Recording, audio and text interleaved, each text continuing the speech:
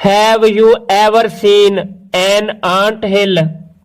क्या आपने कभी चूंटियों का टीला देखा है? Have you ever seen a trail of ants? क्या आपने कभी चूंटियों की एक कतार देखी है?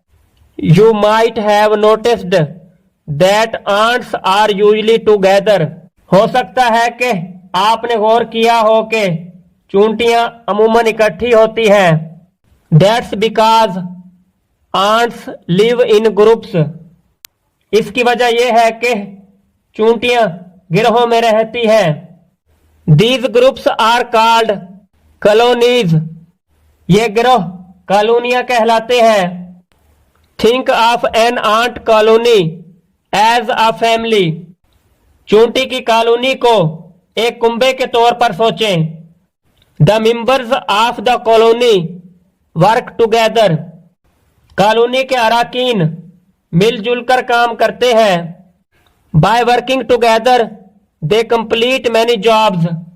मिलजुल कर काम करने की सूरत में वह बहुत से काम मुकम्मल कर लेते हैं। They build their home. वो अपना घर तामीर करते हैं। They produce ant babies and they find food. वो चूंटियों के बच्चे पैदा करते हैं और वो खुराक तलाश करते हैं। Ants are very good at working together. चूंटियां मिलजुल कर काम करने में बहुत माहिर हैं। When people work together, they usually talk to each other.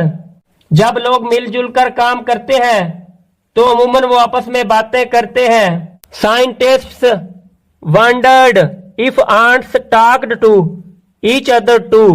साइंसदान हैरान थे कि चूंटियां भी आपस में बातें करती हैं। To find out, people tested ants. ये जानने के लिए लोगों ने चूंटियों को आजमाया। Someone put a nail into a ceiling.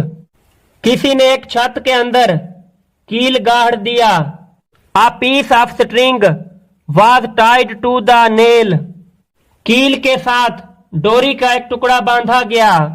At the end of the string there was a jar of sweet jam.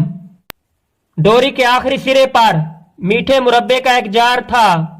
Then an ant was placed in the jar of jam. फिर मुरब्बे के जार में एक चूंटी को रख दिया गया। This was to see whether it would tell other ants about the food. ऐसा ये देखने के लिए किया गया था कि आया ये दूसरी चूंटियों को खुराक के बारे में बताएगी। After a while in the jar, the ant found its way out. थोड़ी ही देर बाद चूंटी ने जार से बाहर निकलने का रास्ता तलाश कर लिया। It walked up the string to the ceiling. वो डोरी पर चलती हुई छत तक पहुंच गई। It was trying to find its way back home. वो अपने घर वापस जाने का रास्ता तलाश कर रही थी। Then the ant disappeared through a hole in the wall. फिर चूंटी दीवार के एक सुराख के जरिए गायब हो गई। It was gone for a long time. ये काफी देर के लिए जा चुकी थी। Some time later, a bunch of ants started coming through the hole in the wall.